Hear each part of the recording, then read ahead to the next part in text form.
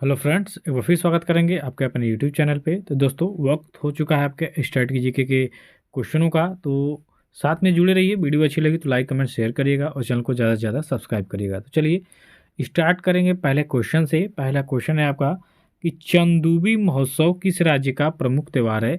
यह काफ़ी ज़्यादा इंपॉर्टेंट क्वेश्चन रहेगा आपके एसएससी जीडी और बिहार एसएससी के लिए। ठीक है, तो जो भी इनका तैयारी कर रहे हैं उनके लिए काफ़ी ज़्यादा इंपॉर्टेंट क्वेश्चन है। तो इस सीरीज़ को ज्वाइन कर लीजिए। डेली शाम को 7 बजे आपको यह सीरीज मिलेगी। ठीक है, तो इसका सही उत्तर हो जाएगा आपका असम की चंदूबी महोत्सव आपके असम राज्य का एक प्रमुख त्यौहार है। ठीक है, चलिए नेक्स्ट क्वेश्चन की तरफ चलेंगे। तो आपका नेक्स्ट क्वेश्चन है कि विजयनगर साम्राज्य की स्थापना किसने की थी। ठीक है, देखिए विजयनगर साम्राज्य की स्थापना दो भाइयों ने मिलकर किया था। ठीक है, और ये काफ़ी ज़्यादा इंपॉर्टेंट भी क्वेश्चन है एग्जाम की दृष्टि से। तो सही उत्तर होगा विकल्प आपका बी।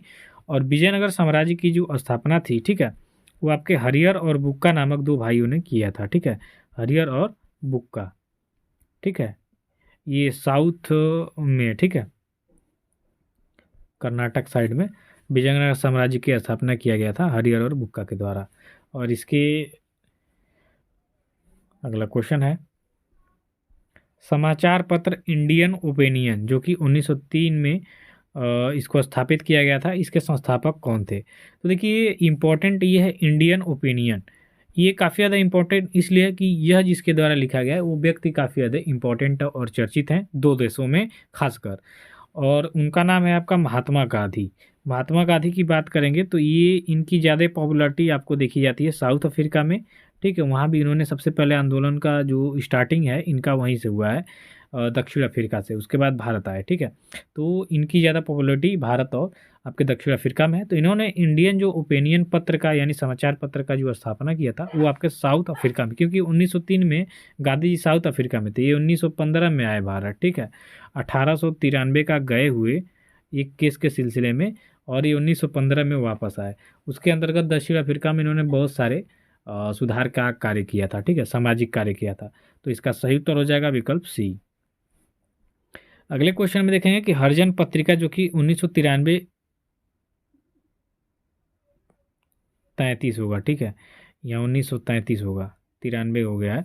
हरिजन पत्रिका जो कि 1933 में स्थापित हुई थी, इसके संस्थापक कौन थे। तो दोस्तों हरिजन पत्रिका के भी जो संस्थापक थे आपके महात्मा गांधी थे। ठीक है, तो इसका भी राइट आंसर हो जाएगा यहाँ पे आपका विकल्प डी कि हरिजन पत्रिका के संस्थापक थे महात्मा गांधी। तो सही उत्तर होगा यहाँ पे आपका विकल्प डी।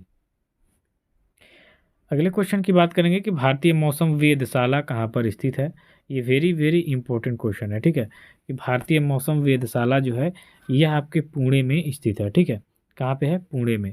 तो सही उत्तर हो जाएगा यहाँ पे आपका विकल्प ए कि भारतीय मौसम वेधशाला आपके पुणे में स्थित है। पुणे आपके महाराष्ट्र में पड़ता है। ठीक है, चलिए अगले क्वेश्चन को देखेंगे कि शुद्ध जल का पीएच मान कितना होता है दोस्तों। तो यह आपके पीएच पैमाना होता है जहाँ 7 होता है। 7 से जो अधिक होगा वो क्षारीय होता है। ठीक है, और जो 7 से कम होता है वो अम्लीय होता है। ठीक, तो देखिए जो जल होता है यह उदासीन होता है। ठीक, देखिए जिस भी पदार्थ का पीएच वैल्यू 7 होता है वो क्या होता है, उदासीन होता है। तो जल का पीएच मान होता है 7। ठीक है, क्योंकि जल एक क्या है, उदासीन, न रंगहीन, गंधहीन और स्वादहीन है। ठीक है, न उसमें रंग कोई है, ठीक है, न इसमें कोई स्मेल आती है और न उसका कोई स्वाद होता है। ठीक है, बस ये है कि प्यास लगती है तो जल का हमें आवश्यकता होती है और उसकी हम पूर्ति करते हैं, बाकी उसमें कुछ नहीं है। उसमें उसके अंतर्गत भाई मिनरल्स हैं लेकिन स्वाद नहीं है उसमें, न ही गंध है और न ही उसमें कोई रंग है। तो शुद्ध जल का पीएच मान होता है 7, यानी उदासीन होता है ये। अगले क्वेश्चन की बात करेंगे कि पंचेत बांध आपके किस नदी पर स्थित है। तो पंचेत बांध की अगर जो यहाँ पे बात करेंगे हम लोग तो यह आपके दामोदर नदी पर स्थित है। सही उत्तर हो जाएगा यहाँ पे आपका विकल्प सी कि पंचेत बांध आपके दामोदर नदी पर स्थित है। अगले क्वेश्चन को देखिए कि किस देश का राष्ट्रीय ध्वज सबसे पुराना है दोस्तों। तो सबसे पुराना राष्ट्रीय ध्वज है आपके मिस्र देश का। सही उत्तर हो जाएगा यहाँ पे आपका विकल्प डी कि मिस्र का जो ध्वज है वह सबसे पुराना है। तो सही उत्तर होगा यहाँ विकल्प आपका डी। अच्छा, मिस्र की अगर जो राजधानी अगर जो आपके एग्जाम में पूछता है तो मिस्र की राजधानी हो जाएगा काहिरा। ये यूरोपीय महाद्वीप का एक देश है। ठीक है, और मिस्र की सभ्यता से आप लोग परिचित हैं। ये लगभग सिंधु सभ्यता के समय से मिस्र आपका अस्तित्व में है, और यहाँ से व्यापार भी सिंधु सभ्यता के लोग करते थे। ठीक है, तो ये काफ़ी ज़्यादा इंपॉर्टेंट है मिस्र आपके एग्जाम की दृष्टि से। अगले क्वेश्चन में कि विश्व तंबाकू रोधी दिवस कब मनाया जाता है? तो विश्व तंबाकू रोधी दिवस की अगर जो हम बात कर लेंगे तो यह मनाया जाता है प्रतिवर्ष 31 मई को। ठीक है, तो 31 मई इसका क्या हो जाएगा, सही उत्तर हो जाएगा कि विश्व तंबाकू रोधी दिवस आपके 31 मई को मनाया जाता है। अगले क्वेश्चन को देखिए कि भाजपा यानी बीजेपी, भारतीय जनता पार्टी, ठीक है, बीजेपी यानी भाजपा मतलब भारतीय जनता पार्टी, भारतीय जनता पार्टी सबसे बड़ी बन के आई है आपकी 2015-14 से। ठीक है, 2014 के लोकसभा चुनाव में प्रचंड बहुमत से भाजपा की जो सीटें हैं निकली थी, और उस समय प्रथम बार आपके नरेंद्र मोदी जी प्रधानमंत्री बने थे, और लगातार दूसरा कार्यकाल अब पूरा करने जा रहे हैं। इसके बाद तीसरी बार भी संभावना मान के चलिए कि प्रधानमंत्री नरेंद्र मोदी ही तीसरी बार प्रधानमंत्री होंगे। ठीक है, तो जो बीजेपी है इसका चुनाव चिन्ह है आपका कमल, सभी लोग देखे होंगे, सभी लोग जानते होंगे। ठीक है, कभी कभी एग्जाम में आ जाता है तो कन्फ्यूजन में हो जाते हैं। अगले क्वेश्चन को देखिए कि साइमन कमीशन का भारत आगमन कब हुआ? तो दोस्तों साइमन कमीशन की बात करेंगे तो यह आपके 1928 में भारत आया था। तो सही उत्तर हो जाएगा यहाँ पे आपका विकल्प सी कि साइमन कमीशन आपका 1928 में भारत आया था। अगले क्वेश्चन को देखिए कि मिट्टी के अध्ययन को क्या कहा जाता है? तो दोस्तों मिट्टी के अध्ययन को अगर जो देखा जाए तो मिट्टी के अध्ययन को कहा जाता है पेडोलॉजी। ठीक है, पेडोलॉजी के अंतर्गत हम लोग मिट्टी का क्या करते हैं, अध्ययन करते हैं। तो सही उत्तर होगा यहाँ पे आपका विकल्प डी। अगले क्वेश्चन की बात करेंगे तुर्की का राष्ट्रीय खेल क्या है मित्रों? तो तुर्की का राष्ट्रीय खेल इनमें से है आपका कुश्ती। ठीक है, राइट आंसर क्या हो जाएगा आपका विकल्प ए हो जाएगा कि तुर्की का, देखिए तुर्की का जो राष्ट्रीय खेल है आपका, ठीक है, वो आपका कुश्ती है। देखिए तुर्की को कहा जाता है यूरोप का मरीज। ठीक है, यूरोप का मरीज, ये आपके एग्जाम में आता है कि यूरोप का मरीज किस देश को कहा जाता है? तो तुर्की को कहा जाता है। ठीक है, तुर्की क्या है, यूरोप का मरीज के नाम से जाना जाता है, और तुर्की का जो राष्ट्रीय खेल है वो आपका कुश्ती है। ठीक है, याद रखिए। अगले क्वेश्चन की बात करेंगे नोबेल पुरस्कार की जो शुरुआत है वह कब हुई थी दोस्तों? तो नोबेल पुरस्कार की जो शुरुआत है वो आपका 1901 में हुआ था। कब हुआ था? 1901 में। ठीक है, और ये विश्व का सबसे बड़ा पुरस्कार भी है। ठीक है, 6 क्षेत्रों में दिया जाता है। ठीक, 6 क्षेत्रों में दिया जाता है। अब भारत में बात करेंगे तो भारत में सबसे पहला 1913 में मिला था साहित्य के क्षेत्र में। ठीक है, और एशिया का भी ये पहला पुरस्कार था। तो साहित्य के क्षेत्र में रविन्द्रनाथ टैगोर को उनकी जो कृति थी गीतांजलि, उस पर इनको मिला था। तो राइट आंसर हो जाएगा यहाँ पे आपका विकल्प बी। अगले क्वेश्चन की बात करिए, यहाँ देखिए खाली स्थान है में साइट्रिक अम्ल पाया जाता है, तो इन विकल्पों में से आपको देख के बताना है। तो दोस्तों साइट्रिक अम्ल की बात करेंगे तो ये आपका नींबू में, ठीक है, यहाँ पे नींबू जो होता है इसमें आपका साइट्रिक अम्ल पाया जाता है।